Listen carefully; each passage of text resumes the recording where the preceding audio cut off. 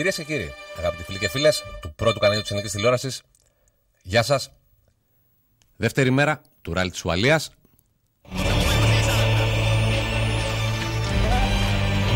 Φινάλε του πρωταθλήματος με το 13ο αγώνα, ο οποίος ήταν ένας αγώνας που έκρινε ένα παγκόσμιο τίτλο με τον Μίκο Χίρβονεν να έχει τη στιγμή του και να βλέπει για δεύτερη χρονιά τον κύριο να αυτόν του γλιστράει και να πηγαίνει στα χέρια του κυρίου με τη σαμπάνια, του Σεμπαστιάν Λεπ. Σίγουρα το νούμερο 13 στάθηκε γρουσούζικο για τον Φιλανδό.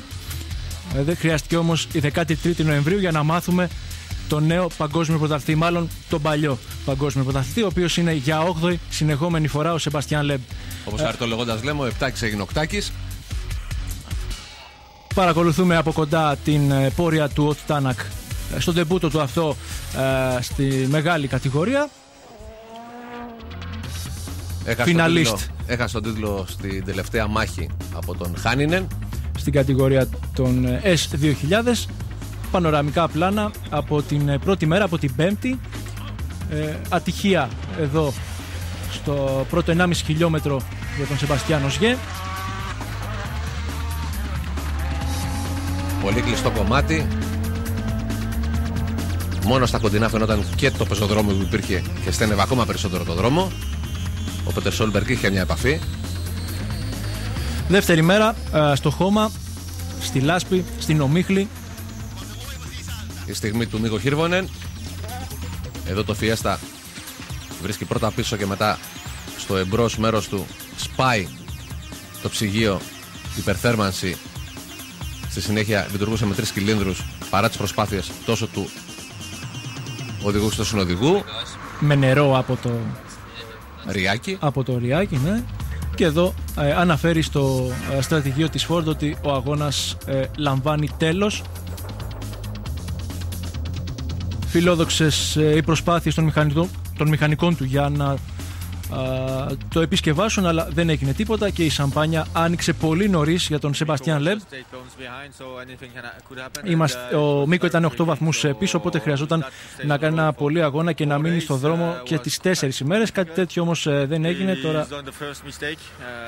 έχει εγκαταλείψει, έκανε το πρώτο του λάθος και είμαστε παγκόσμιοι πρωταθλητές. Είναι μια φανταστική στιγμή για εμάς.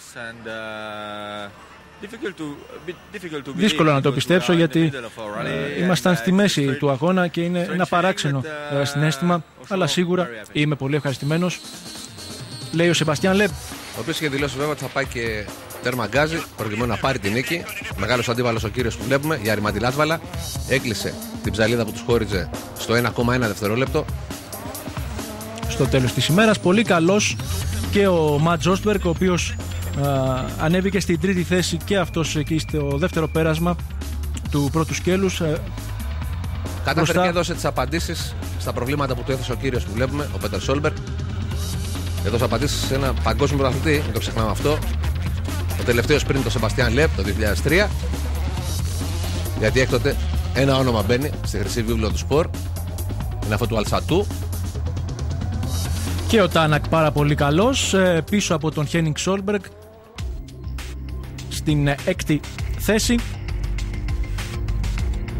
Και αυτό είναι το πρόγραμμα της δεύτερης ημέρας. Τρίτη μέρα την λογαριάζουν εδώ οι διοργανωτές. 6 ειδικές, 128 αγωνιστικά χιλιόμετρα. 442 τα ενδιάμεσα, 570 το σύνολο. Βλέπουμε και τη σειρά εκκίνησης με τον Σεμπαστιάν Λεπ να ανοίγει τις ειδικές, ακριβώς πίσω του ο Γιάρι Λάτβαλα. Ματ Ζόστμπεργκ στην τρίτη θέση, τέταρτη ο Πέτερ Σόλμπεργκ, πέμπτη ο αδελφός του Χένινγκ, ο Τάνακ στην έκτη, 7η ο Κίμι Ράικονεν, Κρίς Μικ, το μόνο μίνι που έχει μείνει στον αγώνα, Μάθιου Βίλσον στην ένατη, Ντένις Κάιπερς, Ολλανδός στη 10η, Ευγένι Νοβίκοφ και Κεν Μπλοκ, ο διάσημος αστέρας των Extreme Games, σε μια ακόμα προσπάθειά του στο WRC. Το έδαφος το είδατε, αλλά λιακάδα.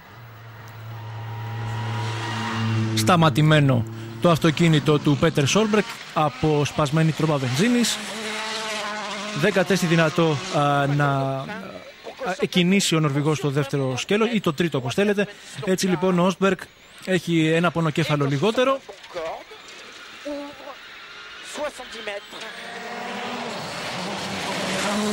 Πρέπει να του έχουν δώσει πληροφορίες, το λένε. Και το plus λείπει. Η μάχη εστιάζεται στους δύο οδηγούς που βλέπουμε, Γιάρη Λάτβαλα και Σεμπαστιάν Λεμπ. Κονταροκυπιούνται για την πρώτη θέση.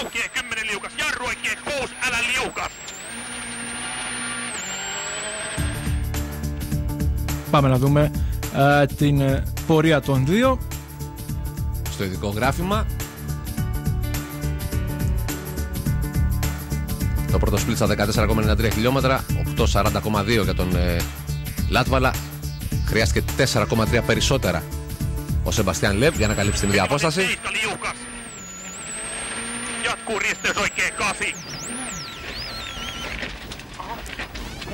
Όμως εδώ θα κάνει λάθος ο Λάτβαλα. Θα βρεθεί προς το παρόν για λίγο εκτός ειδικής, θα ξαναμπεί.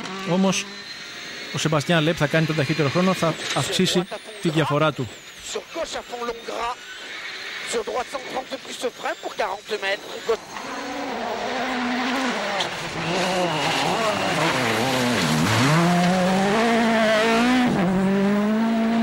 Στα 6,9 πλέον η διαφορά των δύο. 18,39,1 ο χρόνος που χρειάστηκε ο Σεμπαστιάν Λεμπ. Το χρονόμετρο για το Λάτβαλα σταματήσει στα 18,44,9, 5,8 διαφορά και 1,1 που υπήρχε από πριν στα 6,9. Αυτό το λάθος στήχησε στον Φιλανδό. Ένα υπέροχο γρήγορο ξεκίνημα, αλλά τι συνέβη μετά? Ήταν μία από τις 90 αριστερές στροφές που υπήρχαν, με πραγματικά πάρα πολύ λάσπη. Το φρενάρισμα ήταν πάρα πολύ δύσκολο. Πανικοβλήθηκα για λίγο, την έκανα για λίγο ευθεία τη στροφή, αλλά και χρειάστηκε μετά να κάνω μια reverse στροφή για να μπω ξανά στο δρόμο. Αυτό βέβαια στοιχίζει σε χρόνο.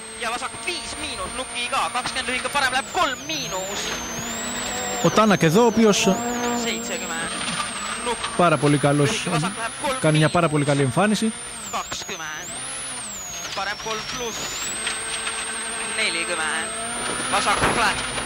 Το πόσο πολύ γλιστράει φαίνεται. Προσπαθεί ο Στανός να το ισιώσει.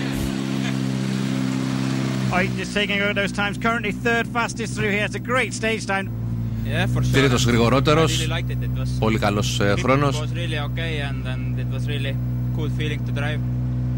Σίγουρα ήταν καλός χρόνος, είχα πολύ καλό αίσθημα στην οδήγησή μου. Ευχαριστημένος με αυτό. Θα έπρεπε να είμαι, δεν νομίζετε? Πάτησε με ερώτηση. Είναι λίγο έξω από τα νερά του. Το μέλλον του Κίμι Ράικονεν είναι λίγο αβέβαιο, δεν ξέρουμε αν θα επιστρέψει στην Φόρμουλα 1.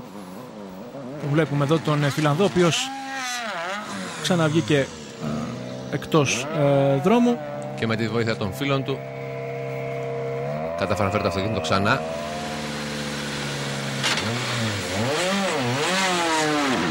Στο δρόμο, αρκετά τραυματισμένο βέβαια, το DS3. Δεν θα μπορέσει να συνεχίσει τον αγώνα του και ο Φιλανδός. 13η δική.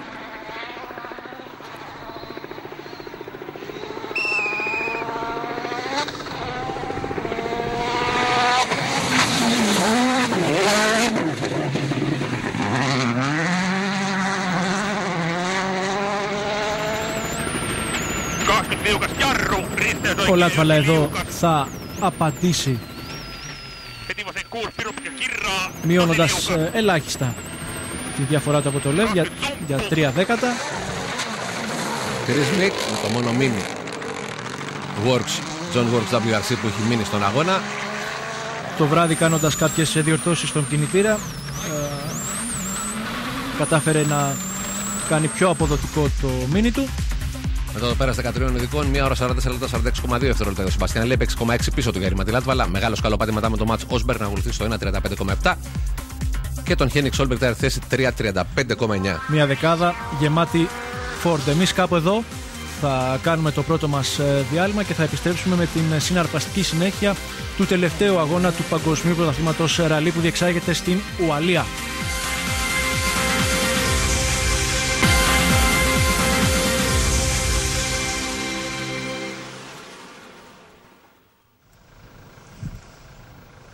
Επιστρέψαμε και πάλι με εικόνα. Έχουμε ήδη δει τα πρώτα πλάνα από τις δύο πρώτες ειδικές.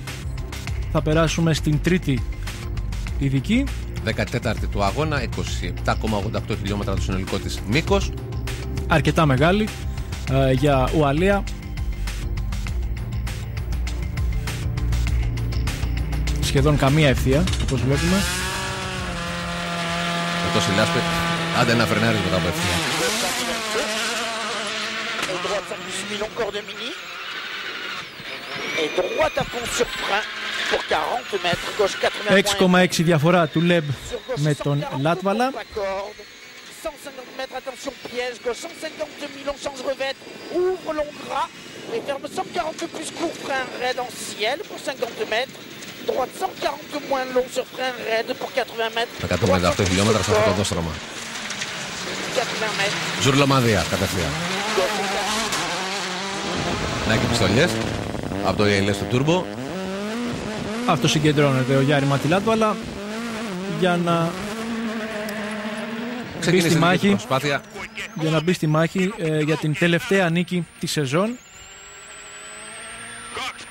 Μια άτυπη μάχη, καθώς όλα έχουν κριθεί.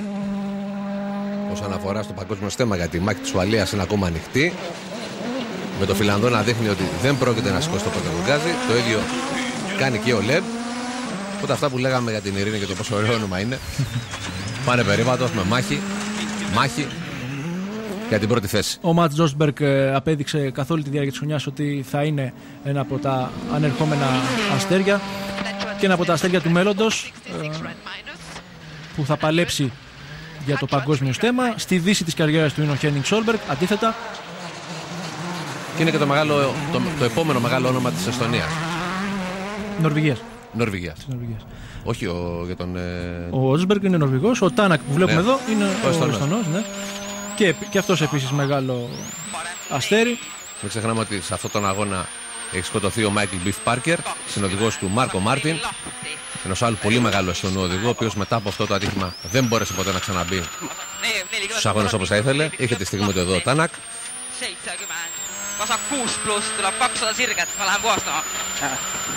Πρέπει να βλέπει πολύ Σόλμπεργκ γιατί οδηγάει με ανοιχτό το στόμα. Όλοι έχουν τα εδάλματά τους. Θα παρκάρει στην άκρη του δρόμου. Ο συνοδηγός του βλέπει τη ζημιά που έχει γίνει. Chris Mick. Ευτυχώς για τον ίδιο θα συνεχίσει, αλλά θα χάσει δύο θέσεις από τον Mick εδώ που βλέπουμε και από τον Μάθιου Βίλσον.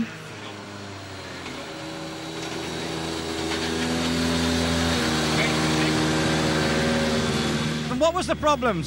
We still have it. We have no turbo and the engine mounting's broken, so δεν my έχουμε gear shift is turbo working και intermittently. I have no turbo, I'm down. I don't have any horsepower. Η βάση του κινητήρα έχει σπάσει. Είμαι αρκετά έκπληκτος από αυτό που έχει γίνει, γιατί ήμουν συνεχώς με τον γκάζι στο πάτωμα και δεν πήγαινε γρήγορα το αυτοκίνητο, λέει ο Μικ. Και πώς να μην πάει, χωρίς περιτροφοδότηση. Ο κινητήρας έγινε ατμοσφαιρικός. Πιο αργό δηλαδή κατά τις 2000.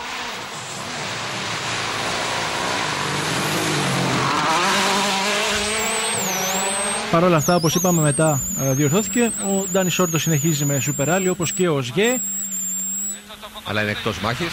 Είναι πάρα πολύ μακριά. Είναι 30ος ο Ισπανός και κάπου 15ος είναι ο Σγέ.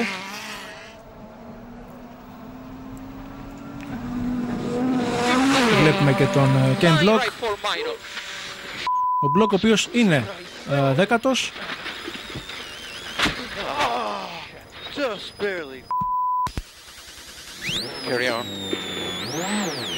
Εδώ για λίγο ένα πρόβλημα. Θα σβήσει ο κινητήρας, θα τον θέσει ξανά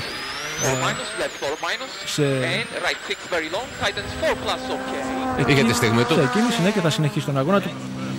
Να η στιγμή του. Η αριστερή πλευρά διαλυμένη. Το αναμόρφωσε. Πολύ ωραίος.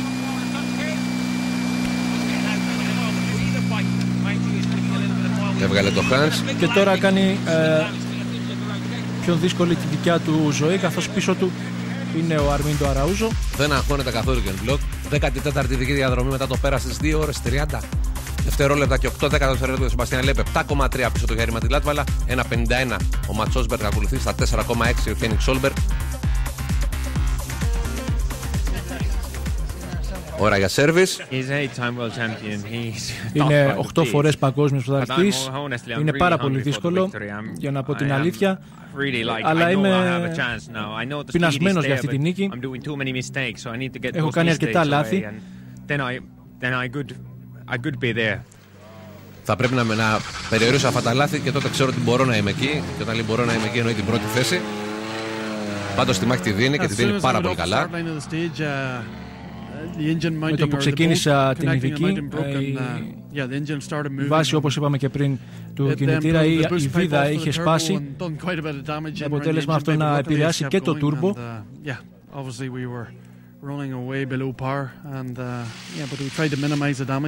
Σίγουρα συνεχίζουμε με λιγότερη ταχύτητα. Προσπαθούμε να μικρύνουμε την καταστροφή αυτή και να την επισκευάσουμε. Ουσιαστικά κρέμασε ο κινητήρας του, έφυγε η σωλήνα που μεταδίδει την πίεση του τούρμπο στο κινητήρα, έχασε την πίεση και όλα θα στοιχίζουν. Αλλά όλα αυτά χρειάστηκαν επισκευή σε μόλις 30 λεπτά. Όλοι όσοι έχουν παρακολουθήσει από κοντά το Ακρόπολης θα έχουν δει πως αυτοκίνητα τα οποία είναι εντελώς κατεστραμμένα γίνονται καινούργια μέσα σε 30-45 λεπτά.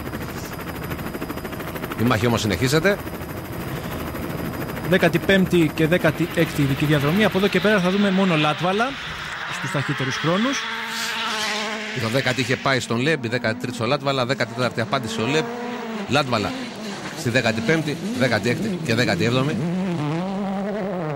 Έκανε πράξη τα λεγόμενά του, να περιορίσει τα λάθη του. Δείτε εδώ πόσο ωραία γλιστράει το Φιέστα. Και πώς προσπαθούν να προστατευτούν από τις πέτρες οι θεατές του αγώνα.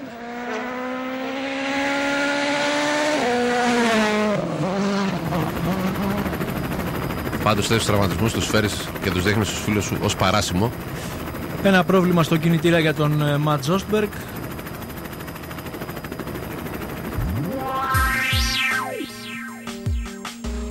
Βλέπουμε το πέρασμα του Γιάρη Ματιλάτβαλα. Στο βάθος ακολουθεί ο Λεμπ. Στα 23,56 χιλιόμετρα του split χρειάστηκε 13,53,5. Καθυστερεί πάρα πολύ ο Φιλανδός. Ο Λεμπ είναι 7,4 δευτερόλεπτα πιο αργός.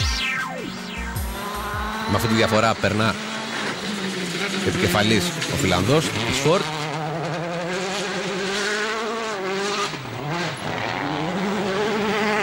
Είδαμε τελείως διαφορετικά πέρασε ο Λεμπ αυτό το δεξιές.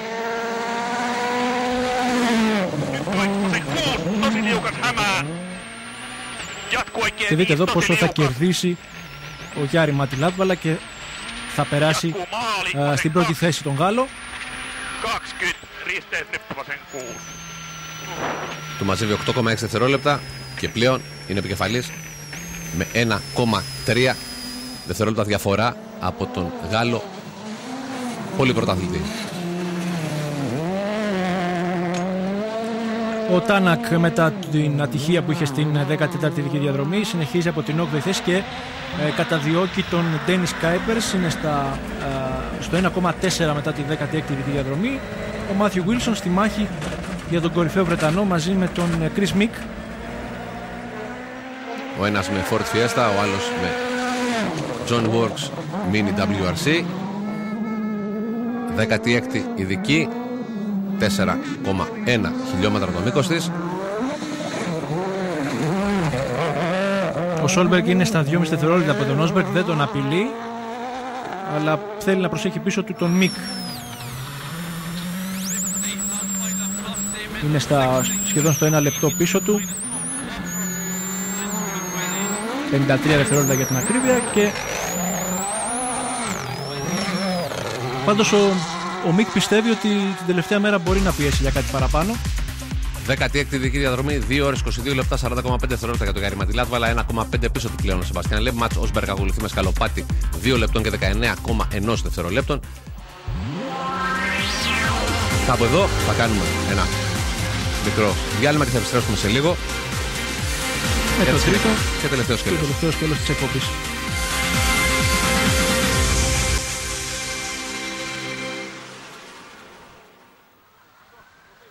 Επιστρέψαμε και πάλι. Δεύτερη μέρα του ράλι της Ουαλίας. Τα σύννεφα αρχίζουν και πυκνώνουν. Τελευταίος αγώνας και για την κατηγορία του WRC Academy. Εκεί έχουμε παγκόσμιο πρωταθλητή και ο κύριος Μπριν, ο Κρέγκ Μπριν εδώ πέρα, ο οποίος υπολοιπόταν 20 βαθμών του Egon Kaur, κατάφερε τελικά να πάρει τη νίκη έστω και στην τελευταία ειδική διαδρομή. Εδώ είναι ο Egon Kaur. Χρειαζόταν να κερδίσει και στην τελευταία ειδική διαδρομή. Εκεί πέρα μετριώνται διαφορετικά οι πόντοι. Έπρεπε να κερδίσει και στην τελευταία ειδική διαδρομή για να υπερκεράσει τους βαθμούς του Kaur. Ουσιαστικά πήρε 39 βαθμούς ο Μπριν και 19 ο Kaur και ισοβαθμούν στην πρώτη θέση. Όμως παγκόσμιος πρωταθλητής ανακηρύσσεται ο Κρέγκ Μπριν. Παράλληλα κερδίζει και το βραβείο, την υποτροφία των 500.000 ευρώ. Εδώ είναι ο Ιρλανδός και έτοιμες και οι σαμπάνιες να ανοίξουν. Περιμένουν εδώ το χρόνο του Kaur. Ήταν πίσω κοντά στα 4,5 λεπτά ο Εστονός. Ο Εστονός ο οποίος ήταν πρώτος από την αρχή της σεζόν, ωστόσο στον τελευταίο αγώνα κατάφερε να χάσει. Πρέπει να είναι ο πιο χαρούμενος Ιρλανδός πιτσιρικάς. Απίστευτο συναίσθημα. Είμαι 21 χρονών και κερδίζω στην πατρίδα μου ένα παγκόσμιο στέμα. Έχω βελτιωθεί, καταφέρω να βελτιώνομαι τα τελευταία 2 χρόνια. Είναι απίστευτη νίκη σε ένα τέτοιο αγώνα. Αυτό είναι και το αποτέλεσμα. Ο Μπριν άφησε στη δεύτερη θέση τον Kaur, στην τρίτη θέση ο Φίσερ. Και τα αποτελέσματα, όπως σας είπαμε, 111 βαθμοί και για τους δύο. Αλλά ο Μπριν κατάφερε σε αυτόν τον αγώνα να πάρει το παγκόσμιο στέμα. 17η ειδική για τη μεγάλη κατηγορία. Τελευταία της ημέρας. Επιστροφή στα θηρία του WRC. Εδώ που ο Σεμπαστιάν Λεμπ προσπαθεί να ανακτήσει τα κεκτημένα.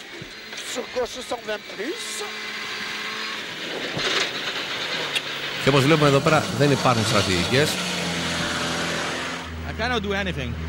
Δεν μπορώ να κάνω τίποτα. Δεν ξέρω.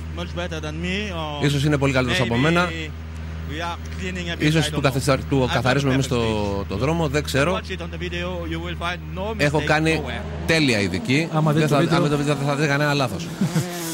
Και αν το λέει αυτό ένας παγκόσμιος αθλητής στο επίπεδο του Λεμπ, φανταστείτε τι κάνει ο Γιάρη Μαντιλάτβαλα. Και θυμάμαι και τα λόγια του Χίρβορεν που έλεγε ότι προσπαθώ. Κάνω ό,τι καλύτερο μπορώ. Στον προηγούμενο αγώνα. Φοβερή δήλωση ήταν εκείνη. Έχω κάνει ό,τι καλύτερο μπορώ και ξαφνικά είχε βρεθεί να τρώει ξύλο 16 δευτερόλεπτα. Δεν πίστευε το χρονόμετρο. Και πήρε άλλα 5 δευτερόλεπτα ο Λάτβαλα στα 6,1. Πολύ μεγάλη οδήγηση. Ναι, έχω αυτοπεποίθηση στον εαυτό μου. Είμαι πεινασμένος για την νίκη. Παλεύω με τον 8 φορές παγκόσμιο πρωταθλητή. Είμαι 100% συγκεντρωμένος σε αυτό που κάνω, λέει ο Γιάρη Μαντιλάτβαλα. Και όπως και να το κάνουμε, το WRC χρειάζεται νέους ήρωες. Πήρε ποινή 20 δευτερολέπτων ο Τάνακ επειδή ήταν πιο αργός στην εκκίνηση.